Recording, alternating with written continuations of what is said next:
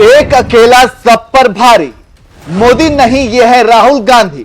सदन में जब मची थी अफरा तफरी, तब सीना ताने खड़े थे कांग्रेस नेता।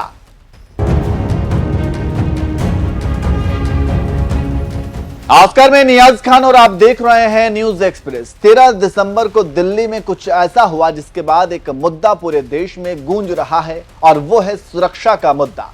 दरअसल मोदी सरकार द्वारा बनाई गई नई संसद में सुरक्षा के इतने ज्यादा पुख्ता इंतजाम थे कि कुछ उग्रवादी लोग बड़ी ही आसानी से अंदर घुस गए और गैस स्प्रे कर दिया। ये कोई आसान काम तो नहीं था, लेकिन मोदी सरकार है तो मुमकिन है।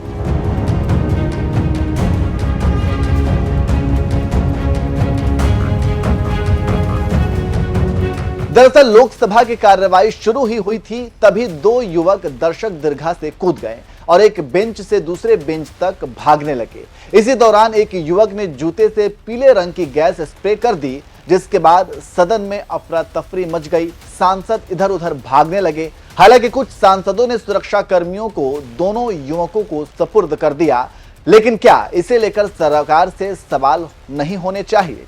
क्या दुनिया भर में कानून व्यवस्था और सुरक्षा को लेकर सीना ठोक रही मोदी सरकार को अपनी इस गलती पर चुप रहना चाहिए? और अब जब इस मामले को विपक्ष ने उठाया तो बीजेपी को मिर्ची लगना लाजमी है।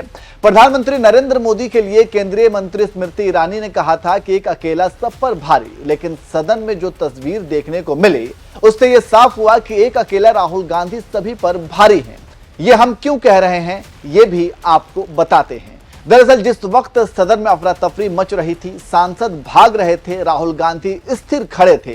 कांग्रेस प्रवक्ता सुप्रिया सिनेत ने इसे लेकर सरकार से सवाल किए और एक सोशल मीडिया पर लिखा, संसद पर आतंकी हमले की 22वीं बरसी पर आज सदन में हुई सुरक्षा चूक खतरनाक है। दो लोग सदन में धुएं वाले कैन लेकर घुस जाते हैं। जिस दर्शक दीर्घा में फोन की अनुमति नहीं, वहां कैन कैसे ले गए? इनका प्रवेश पास भाजपा सांसद प्रताप सिन्हा ने किस आधार पर बनाया और इसकी वजह से सुरक्षा का हनन हुआ, तो वो निष्कासित कब होंगे?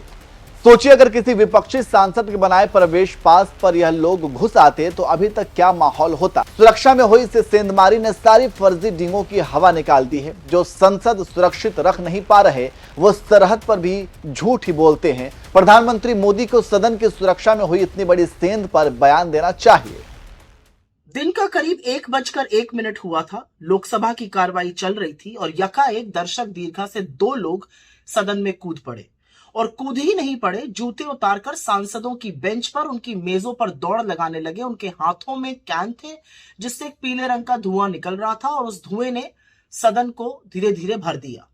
सांसदों ने सूझबूझ दिखाते हुए, जिसमें से प्रमुख तौर पर कांग्रेस के सांसद थे, गुरजीत सिंह औजला थे, लोगों ने उन लोगों को जकड़ लिया, उनको धर दबोचा।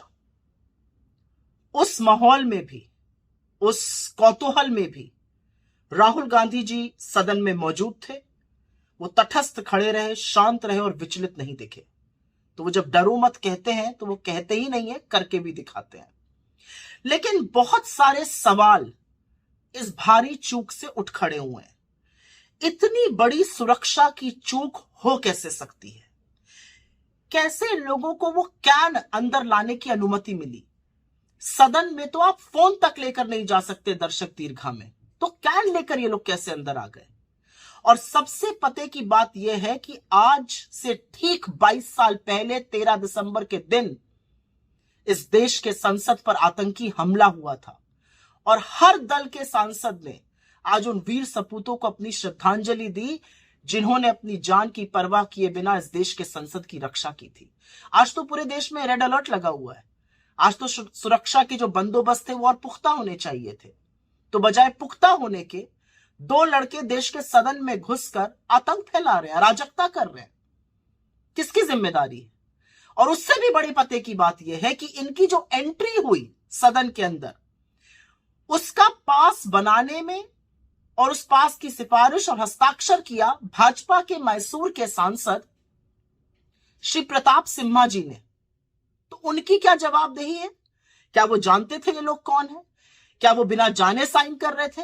क्या वो जानते थे कि ये लोग अराजकता फैलाना चाहते? क्योंकि इतनी बड़ी सुरक्षा में चूक ऐसे ही नहीं हो जाती है। उनकी क्या जिम्मेदारी तय होगी? अगर देश की सदन को, देश के संसद में सुरक्षा में भारी चूक हो रही है तो क्या उनको निष्कासित किया जाएगा? क्या उनको एक्सपेल किया जाएगा पार्लियामेंट से? क्योंकि उनके हस्ताक्षर से, उनकी सिफारिश से ये सब लोग यहां पर आए थे। एक और बात है, जो लोग सरहद को सुरक्षित रखने का दंभ भरते हैं वो इस देश के सदन को तो सुरक्षित रख नहीं पा रहे हैं। और इसीलिए मैं पूछना चाहती हूं, अमित शाह जी का बयान कहां है? कहां है मोदी जी? और कुछ क्यों नहीं बोल रहे हैं आज इतनी बड़ी सुरक्षा की भारी चूक में? उसके बाद एक और नजारा देखने को मिला। कुछ लोगों ने अराजकता अंदर करी थी, कुछ 2 लोगों ने अराजकता बाहर करी थी। उनके हाथ में भी इस तरह के स्मोक बॉम्ब थे। उसको एक पत्रकार ने पकड़ लिया और फिर पत्रकारों का झुंड जो था वो एक दूसरे से जत्थम जुत्था लड़ने लगा कि ये उनको दिखाया जाए। पर ये तो एक साक्ष्य है सुरक्षा ब्रीच का। It is an evidence for the security breach. तो ये कैसे लोगों के हाथ में है? मेरा अपना मानना है कि इतनी बड़ी, इतनी भारी सुरक्षा में जो चूक हुई है उसकी जिम्मेवारी तय होनी चाहिए और इस देश के प्रधानमंत्री को सदन में आकर इस पर बयान देना चाहिए। अब पूरा विपक्ष पीएम मोदी को इसे लेकर सवाल कर रहा है, आखिर सुरक्षा की गारंटी कौन देगा? क्या पीएम मोदी सदन में आकर इस मामले में जवाब देंगे? लेकिन विपक्ष को यह समझना होगा कि वो देश के प्रधानमंत्री हैं, उनके पास इतना समय नहीं कि वो विपक्ष के इतने छोटे से मुद्दे पर आकर सदन में जवाब दे। पर आपकी राय क्या है? कमेंट करके हमें जरूर बताएं।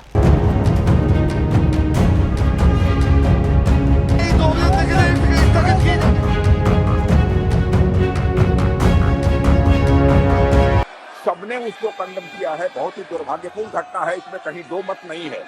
और आपने तुरंत इसका संज्ञान लेते हुए इस मामले की पूरी जांच का जो है आदेश दे दिया है। मैं समझता हूं कि भविष्य में हम सारे सांसद, चाहे वो पक्ष के हों अथवा प्रतिपक्ष के हों, सभी को सावधानी बरतने की आवश्यकता है। जिनको भी हम पास देते हैं ऐसे व्यक्ति को पास न दिया जाए जो जाकर इस प्रकार की अराजक की स्थिति संसद भवन के अंदर पैदा कर दे। यह हम सभी को, केवल सत्ता पक्ष ही नहीं बल्कि दूसरे पक्ष के लोगों को भी यह सावधानी बरतने की जरूरत है। और आपने तुरंत संज्ञान लेकर इस मामले का, अध्यक्ष महोदय, आपने जांच का आदेश दिया है और अन्य भी जो प्रिकॉशन भविष्य में लिए जाएंगे। और अध्यक्ष महोदय, आपकी जानकारी में मैं यह भी लाना चाहता हूं कि यह हमारा ये पुराना संसद भवन है, उसमें भी इस प्रकार से बराबर जो नारेबाजी की घटनाएं और पेपर फेंकना और तरह तरह की जंपिंग की घटनाएं पिछले जो हमारा पहले का पार्लियामेंट है उसमें भी पहले हो चुकी हैं। मैं समझता हूं कि सभी को मिलकर इस घटना को कंडेम करना चाहिए और जांच रिपोर्ट जो आपने दी है और साथ ही भविष्य में क्या क्या प्रिकॉशन लिए जाने चाहिए इसका भी आपने निर्देश दिया है अध्यक्ष महोदय। तो मैं समझता हूं कि इस प्रकार से इस संसद के अंदर अराजक स्थिति पैदा करने का कोई औचित्य नहीं।